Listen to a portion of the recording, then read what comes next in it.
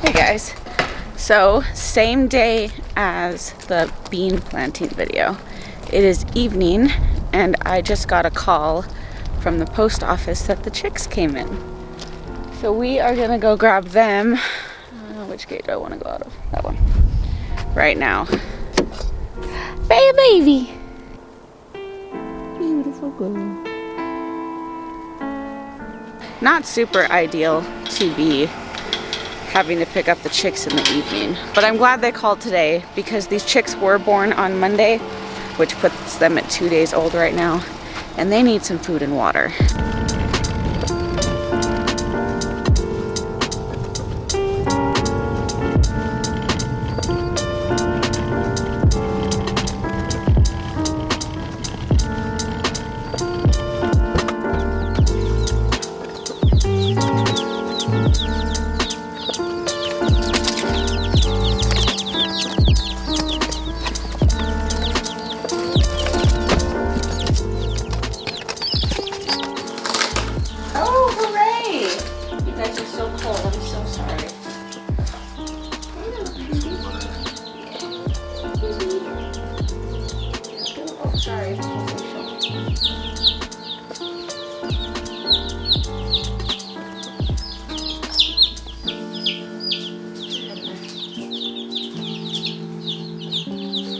Gentle with it.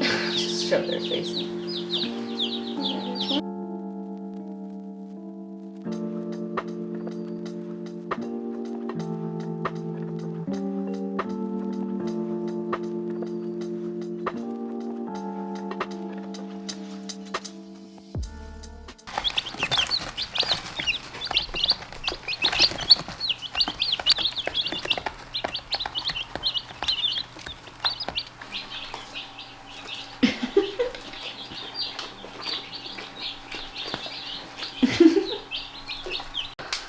Good morning, guys. It is 2 days later from when these chicks arrived here, and I am happy to say that they all made it. All 26 Sasso chicks are alive and thriving, and they are so cute. Sorry the lighting's a little wonky. I have a heat lamp on. I've got my grow shelf with both types of lighting. It's just a very warm, damp mess in this room, which is what I wanted to talk to you guys about today. I usually do start off my baby chicks in one of these containers like the first night or two, just because it's easiest for me to bring them straight home, be in the house where it's warmer, and have them in a small contained area that I can monitor them closely in. But unfortunately, like I just mentioned, it is hot and muggy in this room with several lights and plants and everything going on in here. And I really would love to get these chicks out into the garage. The issue I'm finding is that it's still pretty cold. It's still getting down into the 40s at night. It'll probably get down into the 30s next week, I think, on the forecast. And our garage is not heated. I also don't own a space heater. I asked our neighbor Paige if she had one. She doesn't either. I mean, we live in the desert. We don't need a lot of heat. So I'm not quite sure I want to put these guys in the garage just yet, but I think I am. They need to be out of the house because I'm also still worried that the kids are coming this weekend. This is our weekend for the kids.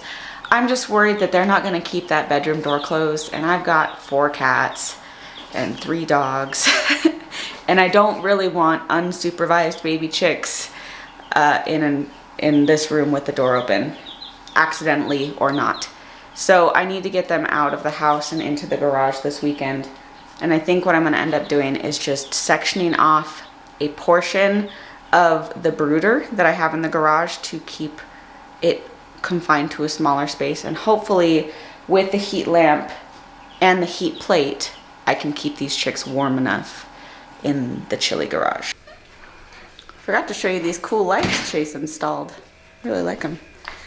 So what I want to do over here is maybe block off like a quarter of this here. That'll keep the plate you know, somewhere in this area, and then I can put the heat lamp posted on this wall, and that should be good.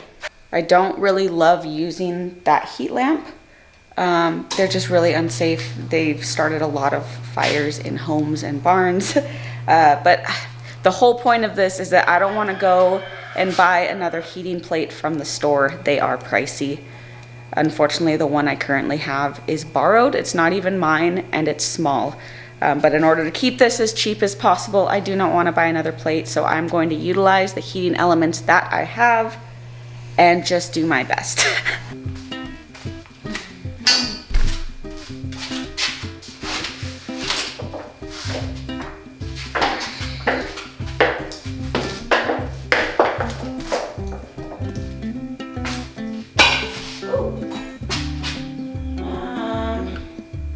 What else?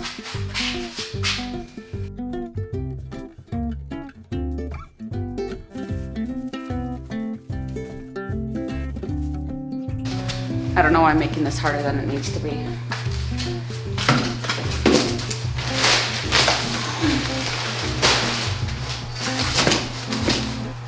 mean, they're just baby chicks. They're not gonna do anything, any damage to anything. Set that up. And keep this in place.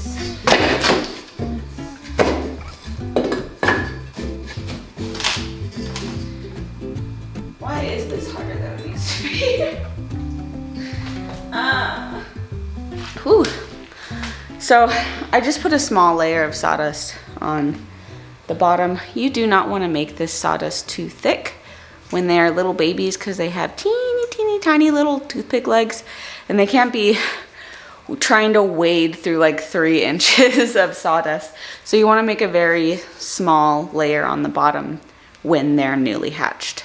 That's also why I like using this plywood as the base for my brooder, because it just helps give a little bit of traction if, you know, they run around and they scoop this out of the way. They're not on a slippery surface falling around everywhere. Baby chicks are the silliest, goofiest little things, and they're always getting into trouble, running into things, falling over, flipping over. They're a mess. So you just want to try and make it as child-proof as possible for these little guys.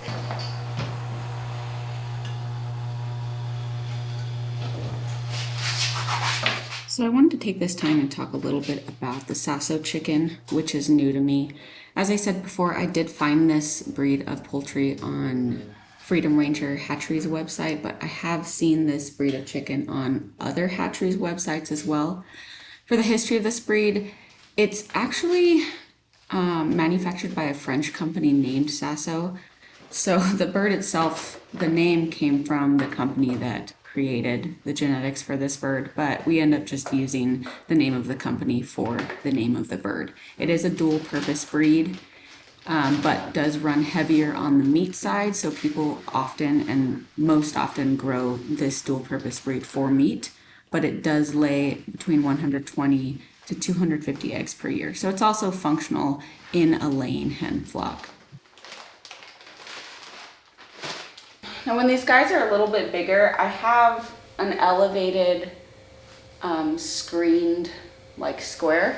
It's actually my little compost sifter that I sift my compost out with, but it's really helpful when these chicks get a little bit older to elevate the water so that they're not dragging sawdust into their water bowl every time they run around, which happens often. Right now their feet are too small and they'll slip through those holes in my compost sifter, so I'm not going to use it right now. Just gonna put that up here. But that can be really helpful if you guys have chicks and their waters are always getting dirty. Just elevate the water a little bit when they get older and they're able to climb up there and do that. So I've got my water, my food. The heat lamp is warming up this area right now. I'm actually going to come, I think I'm ready. I'm going to bring the chicks in with their heating plate and get them set up in here. Just give me a second. Let me get you guys nice and warm.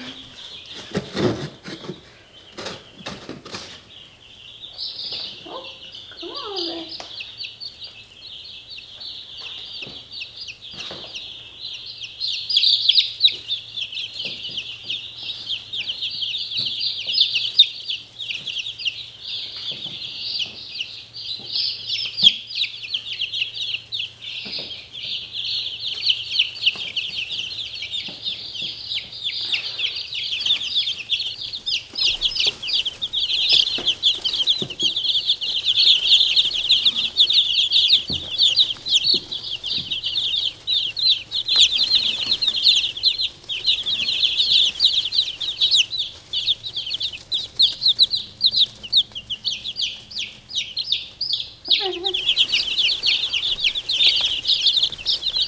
Well, they're not all immediately flocking to be under the plate, which is good. They are under the heat lamp. It's chilly in here, but we'll give it some time. I'm gonna put a blanket over this half most of the brooder so that can retain some of the heat that the heat lamp's giving off, and we'll just give it some time.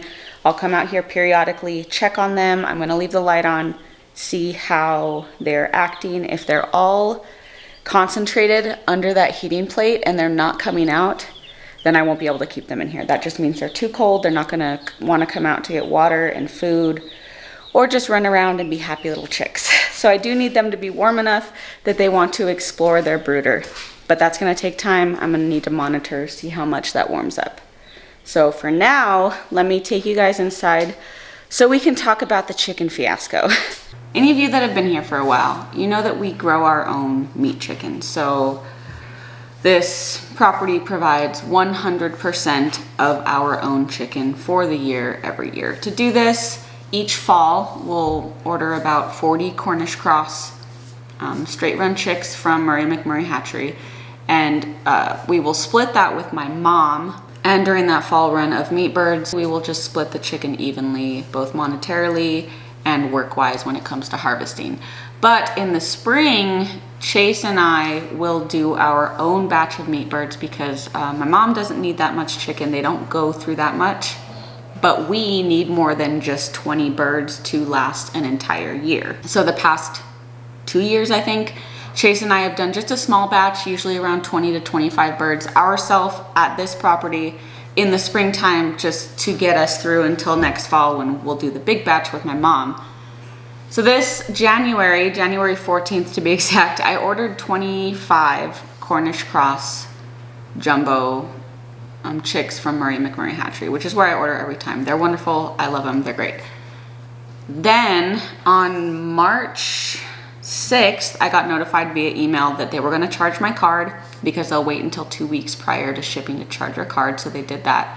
And then I got an email, and let me pull it up because I'm going to read this. I'm not going to read the whole email. It was very long, but I'll read some of it for you. And they said, "We are reaching out to you regarding your order of Cornish cross broilers. This season has presented a few challenges that have affected our ability to fulfill orders for Cornish cross chicks. In the spirit of true transparency, we are writing to provide you with more information on the current situation, both here at McMurray Hatchery and across the country as well. At this time, many hatcheries across the nation, including McMurray Hatchery, are experiencing shortages in accessing Cornish cross hatching eggs, low hatch rates, as well as a backlog of orders due to recent USPS shipping embargoes. We have worked to fill as many orders each week as possible, but after seeing much lower hatch rates than expected in recent weeks, we felt it necessary to communicate with our customers. What does this mean for you and your order? It is with our sincerest regret that we will be unable to ship your order of Cornish cross at this time and will need to cancel your order."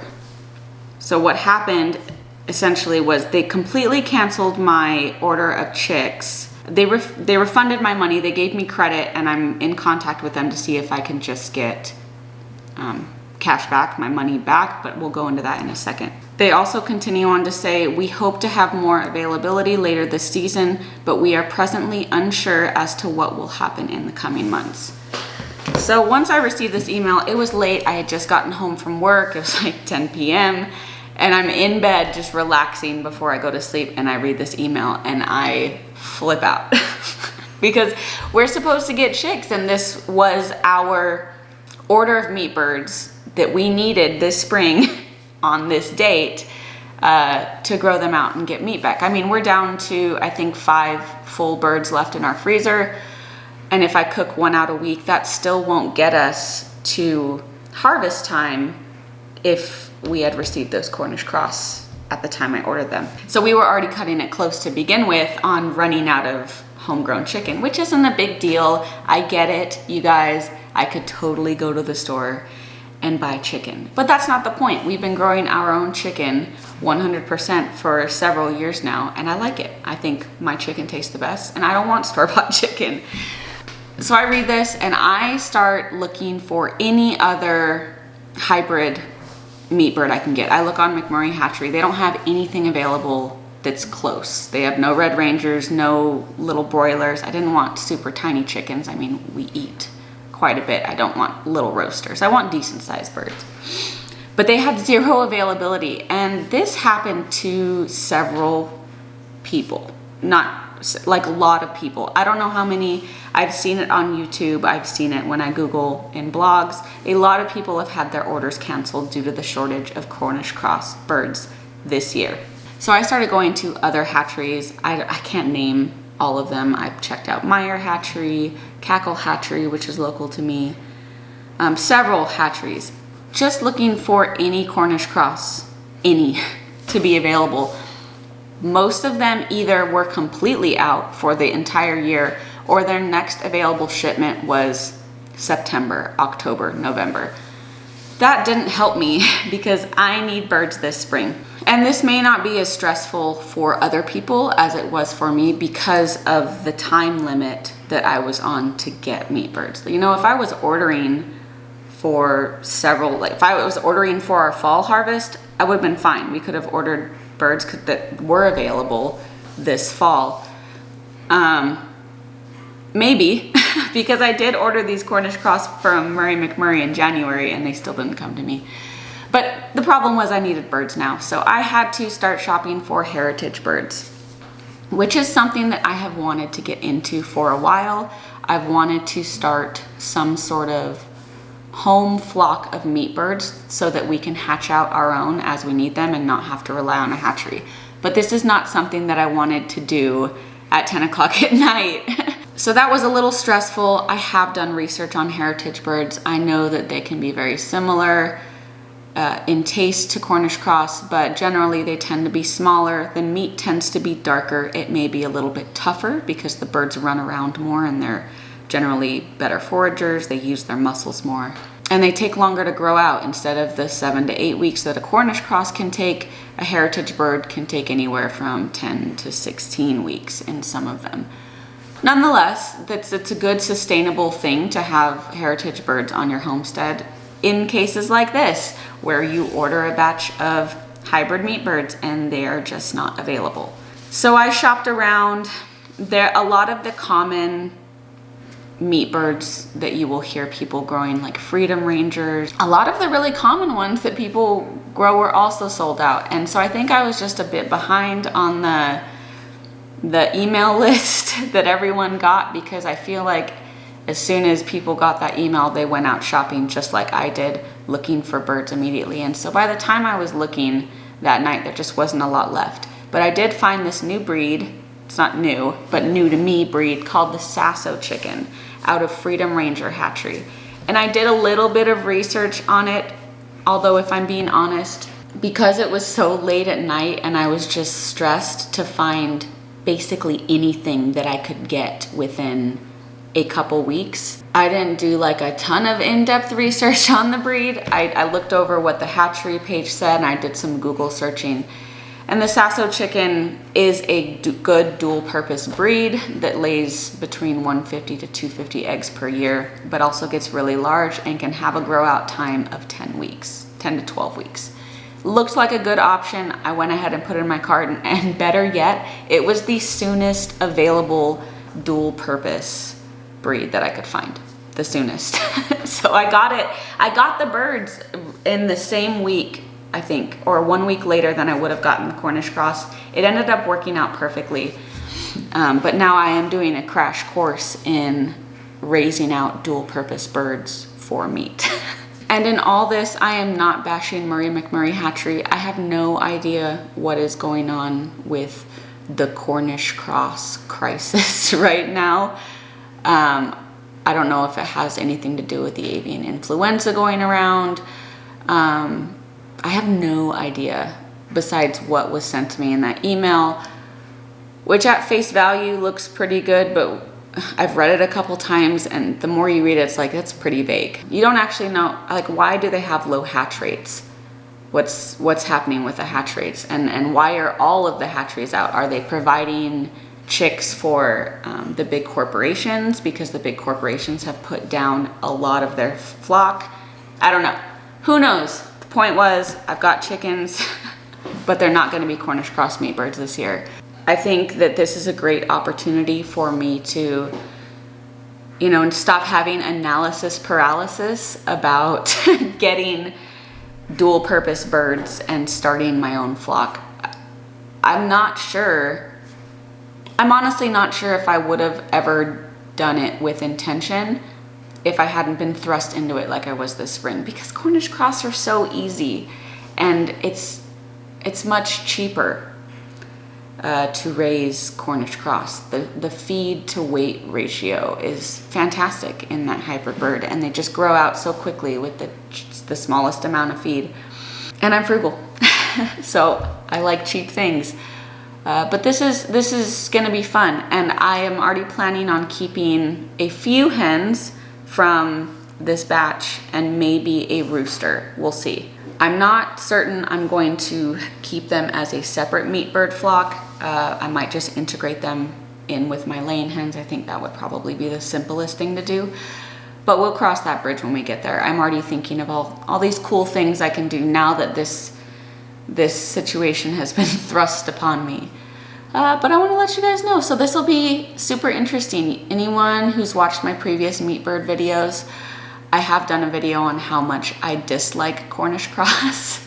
I really do. They're a Franken bird. Man, they are vicious. They are super, super food focused and food hungry.